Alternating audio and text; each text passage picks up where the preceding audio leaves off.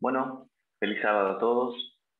Es un gusto poder compartir una vez más el tema. Hacía ya un tiempito que no compartía un tema juntos. Eh, y quisiera empezar diciendo que no fue fácil, que me encontré y creo que nos ha pasado a muchos, que preparando un tema, que al principio cuando empezás a preparar decís, bueno, voy a decir esto, esto y esto, voy a avanzar de esta forma, pero cuando empezás a estudiarlo, te das cuenta que es más complejo de lo que parecía cuando pensaste en el tema. Así que voy a intentar hacer como una primera parte. Si llego a todo, perfecto, pero si no, lo más probable es que en algún otro momento hagamos una parte 2, por decir así el tema, y es justamente como un hincapié de lo que yo quisiera hablar eh, sobre lo simple y lo complejo, ¿no? Lo que a veces parecemos, o cuando se ve a simple vista parece simple, después cuando lo miras más de cerca se vuelve complejo. No quiero que sea algo parecido eh, a un sermón o algo así, sino que podamos eh, conversar juntos y analizar el tema, ¿no? Porque cuando, por ejemplo, nosotros vemos el protestantismo, él mira su visión del mundo, mira su visión de política, eh, y un protestante promedio te va a decir que es sola escritura y que todo lo que él piensa acerca del mundo tiene un soporte bíblico. Él tiene un soporte bíblico para pensar de la manera que piensa. Y nosotros, al pertenecer a un movimiento que era parte de la Iglesia Adventista, y entendiendo que la Iglesia Adventista en ese aspecto está parada junto con los protestantes, también teníamos en su momento esa visión de que todo lo que nosotros pensábamos tenía un soporte bíblico para que podamos hacerlo. Pero resulta que cuando nosotros nos acercamos a esos soportes bíblicos, nos damos cuenta de que eran demasiado simples, de que eran soportes, por decir así, no tan fundamentados, sino más por un sesgo que teníamos que lo que realmente era así. Y cuando nosotros nos acercamos, por ejemplo, a los evangelios y detectamos un problema que tuvo Israel antiguo, ¿no? Vamos a Israel antiguo, conociendo las líneas, y allí encontramos un problema que tuvo Israel antiguo. Entonces me acerco a la metodología línea sobre línea, ¿y qué me dice esa metodología? Me dice que el problema que tuvo Israel antiguo va a tener Israel moderno. ¿Estamos de acuerdo? Entonces, teniendo en cuenta eso, quisiera por ahí hacer una pregunta. ¿Cuál fue el principal problema que tuvo Israel antiguo? O sea, considerando Omega de Israel antiguo. Podría decir uno de los principales problemas, pero creo que es el principal. No consideraron el reino. ¿Cómo? No consideraron el reino. No consideraron el reino. Perfecto. ¿Alguien más?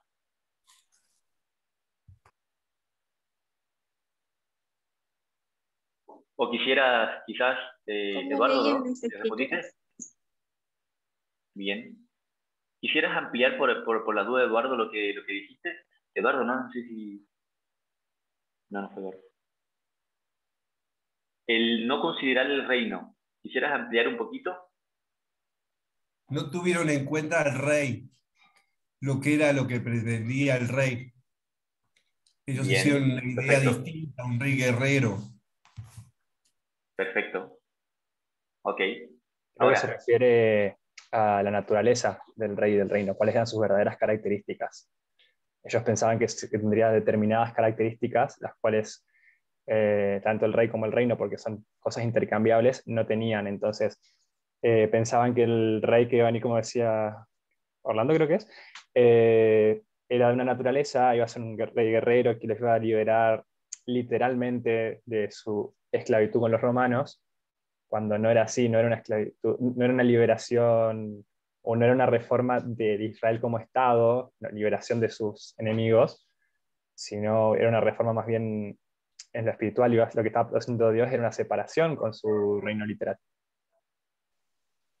Era un Perfecto. cambio distinto Ahora, de otra naturaleza. gracias, Orlando.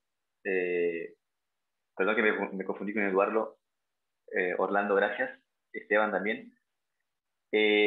Ahora, es interesante, nosotros podemos conversar sobre eso y decir,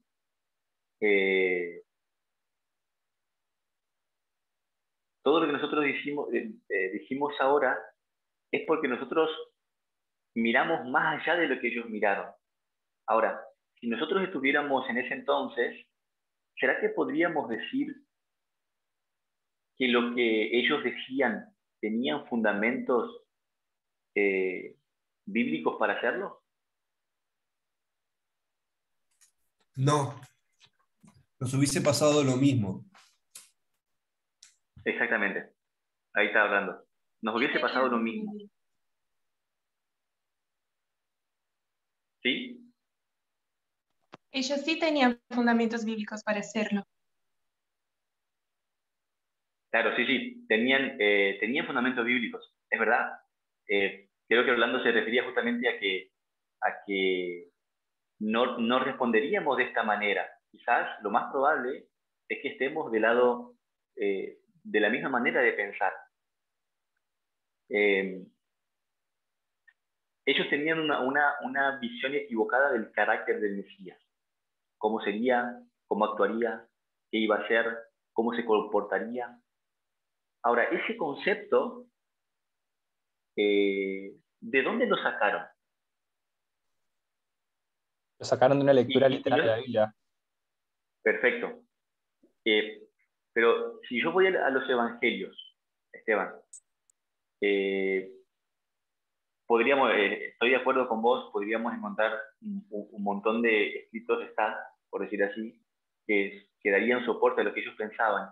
Pero si vamos algo más cerca, en los evangelios, ¿de dónde sacaban esa información que ellos tenían acerca del Mesías? ¿Estás hablando de los escritores o estás hablando de las personas que estaban en el tiempo de los evangelios? Exactamente, del tiempo de las personas que eran contemporáneas ahí, digamos. Y ellos sacaban de la escritura de sus profetas, pero muchas veces de una escritura tomada fuera de su contexto. Perfecto. Eso es Otra lo que cosa, retorcía su perspectiva al respecto. Ajá. ellos Quizás tenían referente a para... David, un rey poderoso, rico, y si era el hijo de alguien más poderoso, el Mesías tenía que ser no solo económicamente poderoso, sino también en armas y en un montón de cosas. Yo tengo un ejemplo ahí, de rey en Perfecto. David. Ahí, gracias. Carolina puso Lucas 1. Y quizás para que podamos entender, ellos tenían soporte bíblico, o sea, como decía Esteban y Orlando, ellos fueron a las escrituras y sacaron fuera de contexto lo que ya estaba escrito, pero hay algo más, cuando vino el mensaje a través de... Ahí vamos a Lucas 1. Lucas 1, si alguien quisiera leer el versículo 67.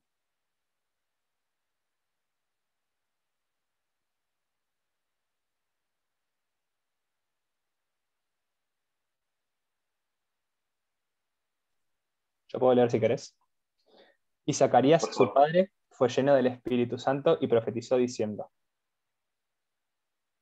Ok. Entonces, acá nosotros lo que estamos viendo es que lo que va a pasar, lo que va a decir ahora, no era algo sentimental, o algo que simplemente Zacarías emocionalmente quiso hacerlo, sino que acá está diciendo que fue lleno del Espíritu Santo y lo que él iba a decir era una profecía. ¿Ok? Y podemos seguir leyendo. Bendito, el versículo 68 dice: bendito el Señor Dios de Israel, que ha visitado y redimido a su pueblo, y nos levantó un poderoso Salvador en la casa de David, su siervo, como habló por boca de sus santos profetas, que fueron desde el principio, salvación de nuestros enemigos y de la mano de todos los que nos aborrecieron, para hacer misericordia con nuestros padres y acordarse de su santo pacto, del juramento que hizo a Abraham nuestro padre, que nos iba a conceder, que librados de nuestros enemigos, sin temor le serviríamos, en santidad y en justicia delante de él todos nuestros días. Y tú, niño profeta del Altísimo, serás llamado, porque irás delante de la presencia del Señor para preparar sus caminos, para dar conocimiento de salvación a su pueblo, para perdón de sus pecados.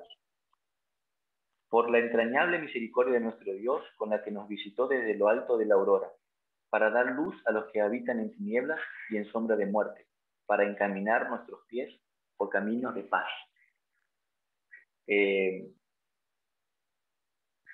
No sé si tienen sus Biblias cerca o pudimos leer pudimos escuchar lo que vimos acá, pero ¿alguien se animaría a decir de estos versículos cuál es el que más se pudieron aferrar para tener esa idea del Mesías?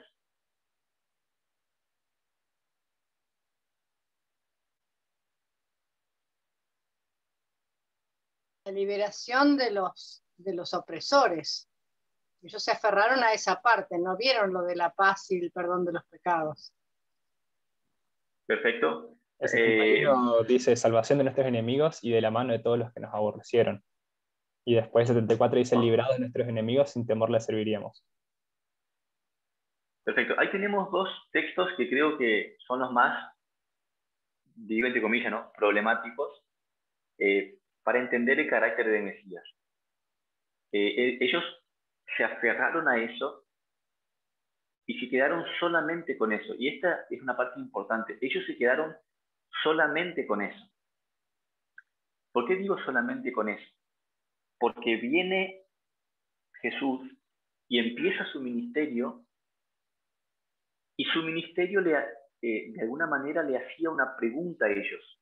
La pregunta que hacía el ministerio de Cristo es: perfecto, yo te voy a salvar de tus enemigos, pero ¿quiénes son tus enemigos? Yo te voy a liberar, es verdad, pero ¿de qué te voy a liberar? Yo voy a implantar un reino, perfecto, pero ¿cuál es el reino que quiero implantar? Resulta que cuando viene Jesús, empieza a plantear a ellos cosas más complejas, y ellos, los discípulos y bueno, todo el pueblo de Israel de entonces, Juan el Bautista, se habían quedado con lo simple del mensaje. Porque el mensaje parece claro, parece simple, parece lindo. Viene Jesús y nos va a salvar. Viene el Mesías y nos va a salvar. Como decía Orlando, que tenía como referencia a David: ahí está nuestro rey poderoso que nos va a salvar. Sin embargo, viene Jesús y plantea cosas más complejas que eso. Ahora, eso es por un lado. Ahora, sabiendo que eso iba a pasar a nosotros, teniendo en cuenta línea sobre línea, nosotros vamos a nuestro tiempo y es sencillo, por ejemplo, ver sábado versus domingo. Entonces Dios está ahí guiando a su pueblo durante la historia, y lo guía hacia los mandamientos, y viene el Estado, persigue y quita los derechos a los que son fieles al mandamiento de Dios. Pero resulta que vamos a la historia de la ley dominical en 1888 y encontramos a Jones parado en el Congreso diciendo: si acá se estuviera promulgando una ley que estuviera a favor del séptimo día como día de reposo, yo estaría parado acá en contra de la misma manera. lo que vemos cuando nos acercamos a la historia es que es más complejo que sábado versus domingo. No es tan sencillo. Así como no era tan sencillo, viene un Salvador, me va a salvar de mis enemigos. Ya está. Hay una idea que quisiera que quede clara en el tema, es que la escasez de detalles debilita lo simple. Es decir, no es que lo simple es malo de por sí. Lo simple es bueno. Es más, lo simple nos ayuda a entender lo complejo. Ahora el problema es cuando yo me quedo solo con lo simple. ¿Alguien quisiera por ahí dar algún ejemplo de algo que pareciera simple, pero si te acercás es más complejo? Así podemos trabajar un poquito juntos. Un ejemplo nada más. ¿Alguien quiere compartir quizás alguna idea?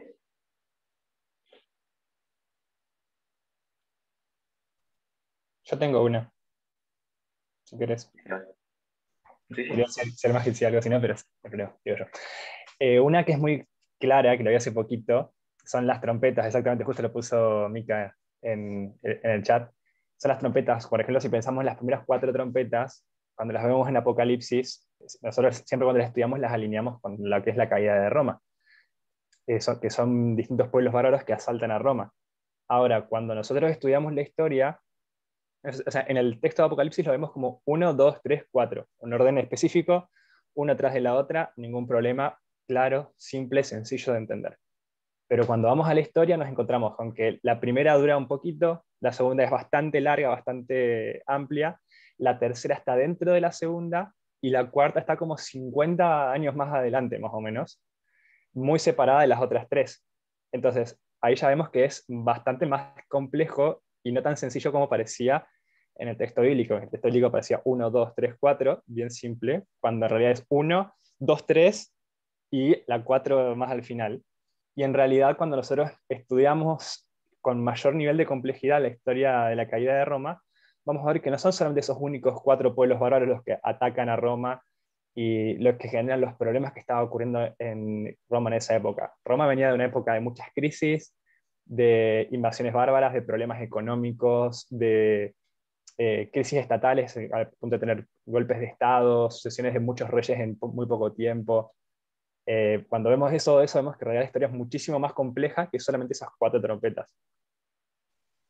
Y eso nos da mayor claridad de lo que estaba pasando en ese entonces. Pero no hace que lo simple deje de estar bien, pero no alcanza. Perfecto. Bien. Es exactamente, sí.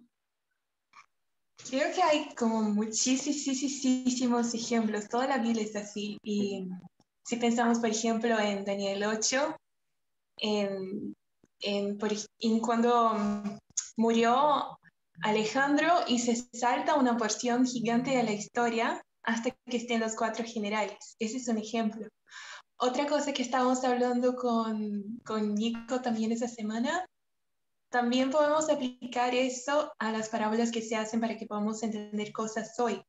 Por ejemplo, cuando Parminder dice que no puedes amar a Dios si no amas a tu prójimo primero, uno puede mirar a eso y decir de una manera simple y automática como un robot de que, bueno, hago de todo para que mis relaciones estén bien en esta tierra y entonces sí estaré apto para amar a Dios. Pero en realidad es una cosa más compleja y todo pasa de una manera dinámica porque tu amor a Dios va creciendo así como el amor que tenés a tus hermanos también va creciendo a la vez. Y no es como que hice uno, listo, ahora voy a hacer el otro. Claro, quizás, gracias. Lo que quizás estaría bueno entender y que podamos ver es que lo que dijiste es clave, Caro, es toda la Biblia es así. Cualquier tema que nos acerquemos, nos vamos a encontrar con 2 caras de la misma moneda, por decirlo así. Una parte simple es la parte en la que haces el abordaje y entendés, pero después tenés que ir a lo complejo. tenés que entender más. Podríamos decir, por ejemplo, cuando nosotros vamos a la historia de Estados Unidos, vemos el norte contra el sur, uno bueno, otro malo, pero resulta que cuando vemos la historia y conocemos un poco más a Abraham Lincoln, y cuando vemos los detalles de todo lo que sucedió, decimos, ya no estoy tan seguro de que quiero llamar a Abraham Lincoln de bueno. Pero para ese contexto se puede decir eso. Y ese es el tema con lo simple. Lo simple, decía Tess, si yo tengo un par de alambres o 3 alambres y saco uno o tengo solo uno, va a ser más fácil que yo doble ese alambre. Y ella hablaba sobre la distorsión de las cosas. Es decir, lo simple es bueno si se mantiene así, como simple. Ahora, ¿cuál es el problema de lo simple? Que es manipulable. Y es con eso que el movimiento viene luchando a fines de 2019, porque en su momento fue planteada la idea de que la derecha es mala y la izquierda es buena. En ese entonces, ¿no? Hablamos de pasado. La izquierda era buena y la derecha mala. Pero volvemos al problema de lo simple. O sea, eso de derecha mala, izquierda buena, fue suficiente hasta fines de 2019. A partir de ahí empezamos a abordar la izquierda de una manera distinta. Y vemos que no es suficiente decir solamente bueno o malo. Yo creo que, no sé si seguramente muchos conocen el famoso ejemplo del péndulo, ¿no? Uno está en una punta y cuando se pasa al otro lado, generalmente vamos hacia el otro extremo. Me acuerdo que estaba en la facultad y había un compañero que era muy conservador con la música, pero de una manera extrema. Y hablando con un amigo, él me dijo algo interesante. Le había estudiado algo de psicología, psicopedagogía, y él me dijo así, sin conocerlo, estábamos conociéndonos como grupo, y él dijo, probablemente él tuvo un pasado de música fuerte, de batería y demás. Y quedamos con esa idea. Después, cuando él contó un poco más historia, él contó que era rockero, que hacía parte de una banda de rock. ¿Y qué pasó? Cuando conoce el mensaje y acepta a Dios, se va hacia el otro extremo. Y eso es lo que hace lo simple. Pero cuando vos percibís los dos, vos te das cuenta que, por supuesto, un extremo de rock es malo, pero irte al otro extremo y pensar que por eso es suficiente también es malo. Entonces, ¿cuál es el punto? Yo tengo que acercarme a un eje, y eso es lo complejo. Ahora, decir eso no es regresar y decir que estábamos equivocados cuando dijimos que la derecha es mala, sino que profundizar lo simple no inhabilita, no lo inhabilita. ¿Okay? Yo solamente estoy profundizando. Pensando en esto, pensaba en una forma de entender, y encontré una que quizás a alguien le sirva y les comparto. Es como si yo tuviera en mis manos una mandarina, una fruta. Y yo miro y digo, perfecto, esto es una fruta, es una mandarina. Sin embargo, dentro de esa mandarina hay muchos gajos, ¿ok? Y dentro de esos gajos hay un montón de gotitas llenas de jugo. ¿Se entiende cómo se va complejizando? Cómo lo que yo veo de una manera simple, yo, si me voy acercando más, voy viendo que hay más camadas, hay más cosas además de lo que estoy viendo acá. Y es interesante que si nosotros usamos este ejemplo de la mandarina, que es sencillo, yo solamente voy a poder comer del fruto si voy más allá de lo simple. Si yo saco la cáscara, que sería como lo simple, y me acerco a los gajos, recién voy a poder comer de ese fruto. Y lo que ha hecho el adventismo es quedarse con la mandarina en la mano diciendo, acá está el fruto, pero no sale de lo simple. Y eso ha generado muchos problemas, porque así como los discípulos esperaron a un Mesías guerrero, y ellos esperaban ese Mesías, y cuando vino el Mesías, todo su ministerio, eh, todo su ministerio apuntaba que lo que ellos pensaban acerca del Mesías no estaba correcto. Sin embargo, ellos siguieron pensando eso. Es decir, ellos se quedaron solamente con lo simple, aunque todo su alrededor decía, es más complejo que eso. Y cuando nosotros vamos al adventismo hoy, el mundo está gritando al adventismo que no es sábado versus domingo, que no es tan sencillo, que no es solamente soy parte del remanente, guardo el sábado, me van a perseguir, Dios me va a salvar y ya está. ¿Cuál es el problema? El problema es que así como lo simple, ¿por qué lo simple creo que es manipulable? Porque cuando yo me quedo solamente con lo simple, yo puedo interpretar, yo puedo agregar mi cosmovisión a esa simpleza. Es decir, yo sé que hay un Salvador. Bueno, yo digo cómo quiero que sea ese Salvador. Yo pongo mis expectativas acá.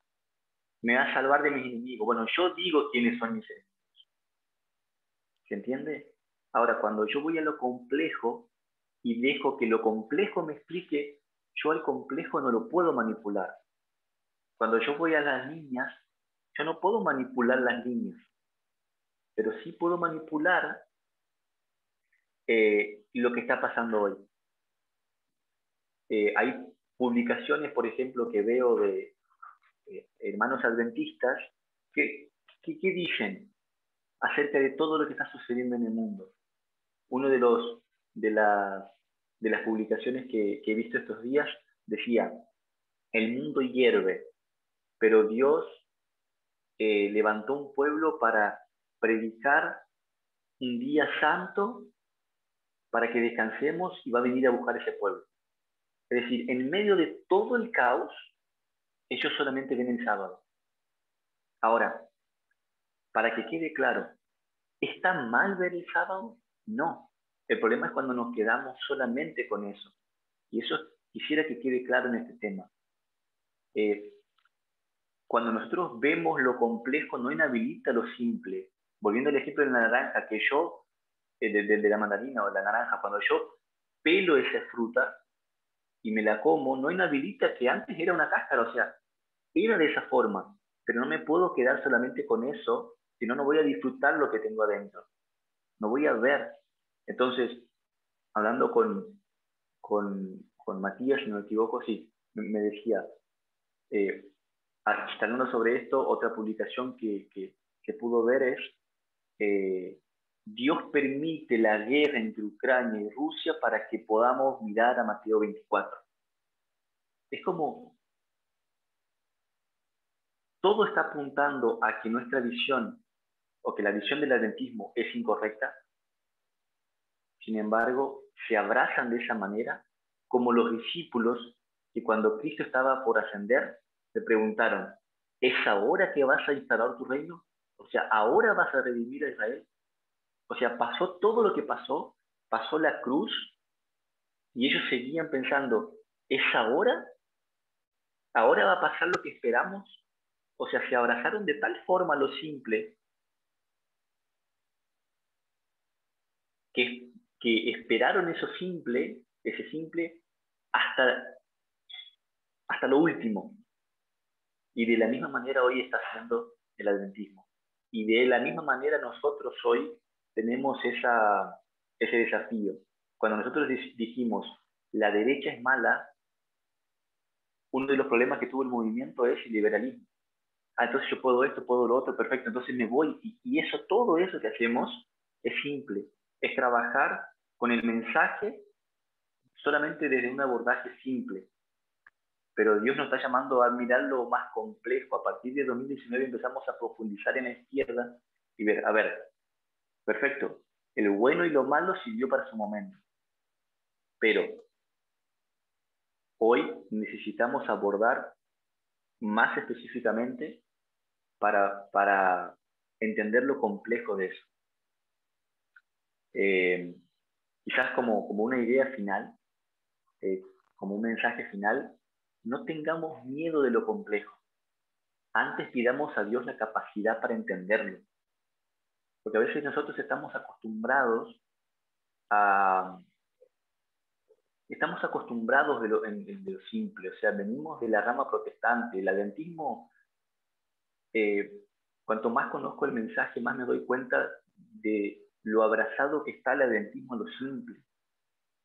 Y nosotros, como venimos de ahí, estamos acostumbrados con lo simple. Estoy seguro que a muchos nos pasó que cuando empezamos a conocer el mensaje, una de las preguntas que nos hacíamos, que particularmente yo me hice, es ¿tanta información? O sea, ¿es necesario conocer tanta información? Y hablando sobre esto en su momento, ¿no? Hace un par de años con mi hermano, él decía, no, hermano, o sea, Dios tiene un pueblo, viene a buscar ese pueblo, hay que ser fiel y ya está. Así, eso fue lo que me dijo. Y estamos acostumbrados a eso. Pero Dios hoy nos llama a profundizar un poco más, a ir a lo complejo, a que podamos entender la complejidad de lo que Él está haciendo, de cómo Él maneja la historia. Así que no sé si alguien quisiera tener algún comentario más. Quizás quedó como un final un poco medio monólogo, pero si alguien quisiera tener algún comentario, estaría bueno, vamos a ampliar quizá un poquito más y después cerramos. En mi caso personal. Pero vos, ya hablé. Al revés, Carito.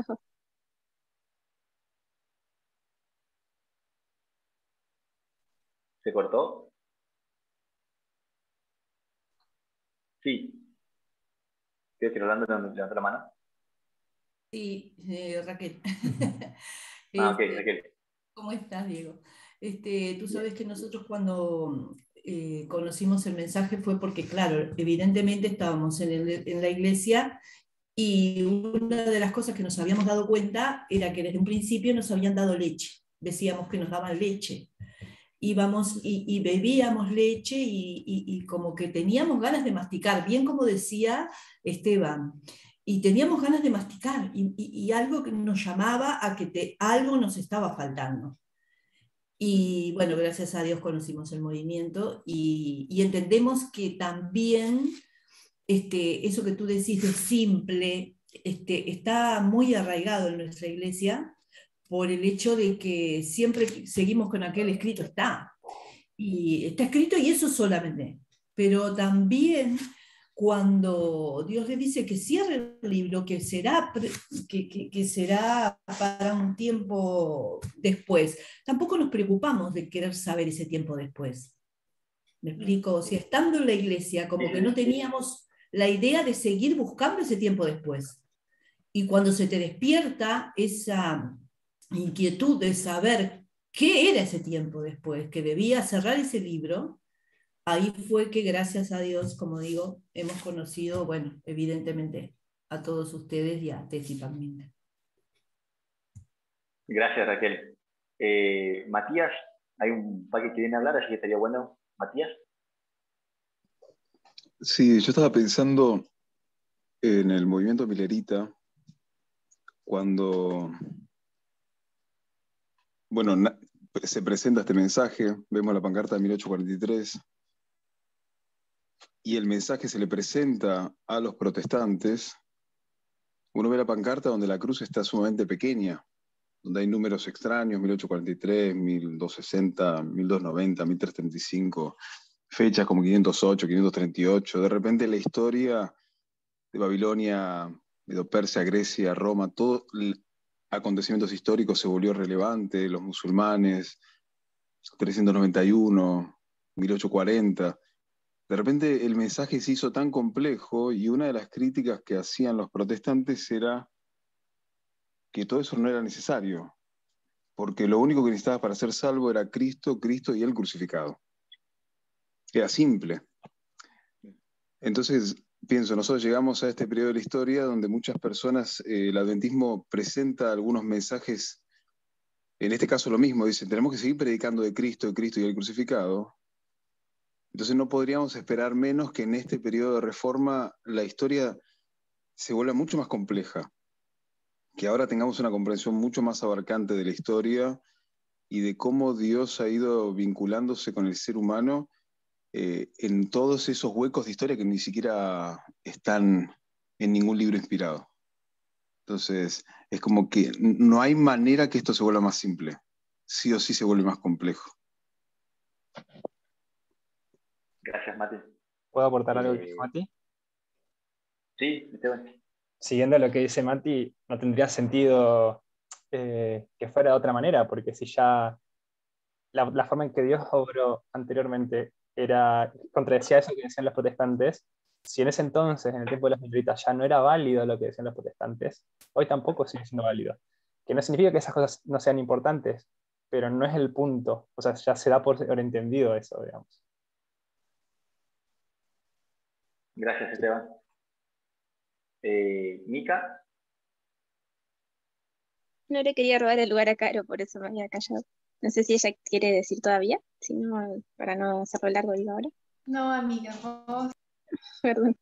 Bueno, vos justamente agarrando lo que habías dicho como final, me vino inmediatamente y quería compartirlo porque ojalá no le pase, pero es lo que también está en peligro cuando uno declara esto, con más que nada el lado del adventismo que todavía no conoce el mensaje, que es que también de dónde, o sea, puede ser que algunos hayamos visto que había complejidad, pero al no tener la metodología, al no tener la luz, la inspiración de todas las parábolas y líneas que tenemos con el movimiento, buscábamos esa complejidad de una forma errónea y terminábamos en teorías de conspiración, digo, hablando por mí misma y lo que veo en muchas personas.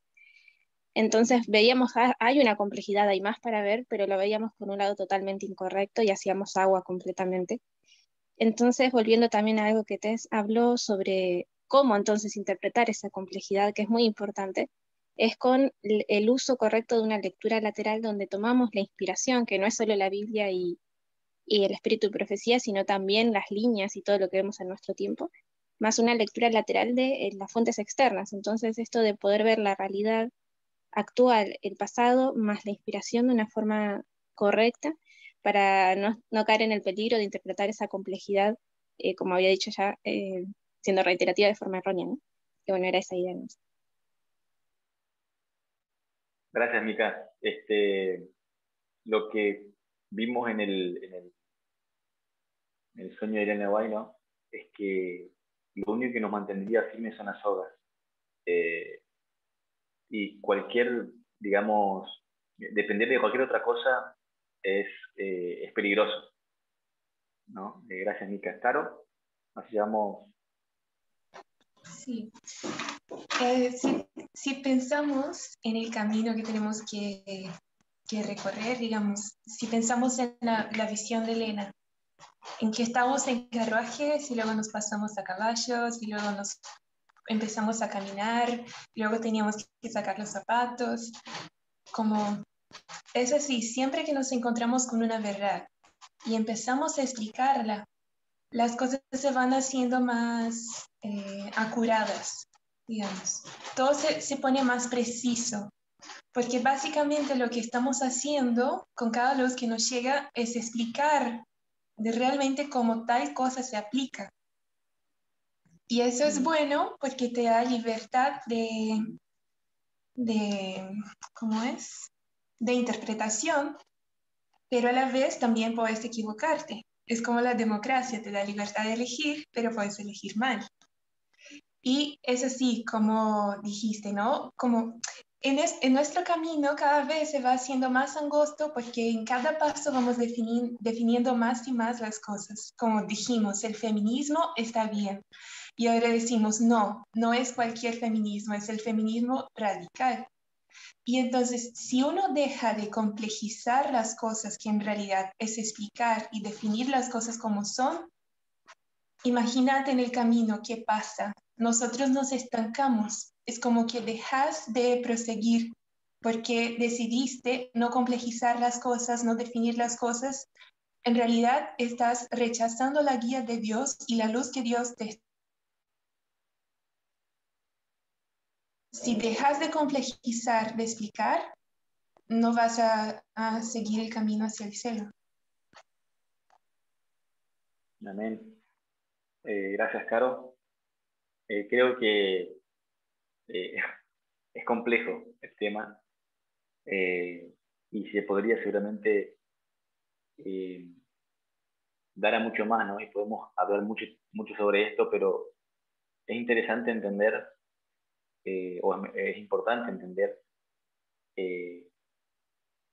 la importancia de complejizar con la metodología, ¿no? Complejizar y diciendo, voy a profundizar, pero que la herramienta que yo utilizo para profundizar sea la metodología, y no como decía mi teoría de conspiración, que es un riesgo que corremos todos, ¿no? Así que, si alguien quisiera orar, y cerramos por acá. En todo caso, cuando tenga la oportunidad voy a dar la segunda parte y cerramos el tema. ¿Alguien quisiera orar?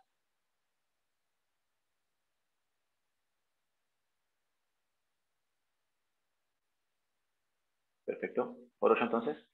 Señor, yo digo, no hay problema. Dale, Esteban. Oro. Padre Celestial que estás en los cielos, santificado sea tu nombre, Señor. Te damos gracias, Padre, por este estudio que pudimos hacer. Te agradecemos por cómo lo guiaste a Diego en este estudio, Señor. Te agradecemos por lo que pudimos reflejar y estudiar. Padre, al estar estudiando tu palabra, vamos entendiendo, Señor, que las cosas a veces no son tan simples, por más de que a veces es como inicialmente las veíamos, que al navegar estas cosas más complejas, al ir complejizando, al ir volviéndonos más precisos, podamos realmente entender mejor y por sobre todas las cosas permanecer más sólidos en tu palabra, Señor. Permanecer más sólidos en nuestra fe en ti, Señor, y en el plan y la obra que tú haces, Señor. Que detrás de todo esto complejo, podamos ver tu amor, tu paciencia y tu cuidado con cada uno de nosotros, Padre. Te pido que nos acompañes en este sábado, Señor, en todo lo que queda de él, y que podamos ser bendecidos en todo momento. Le pedimos en nombre de Jesús. Amén. Amén. Amén.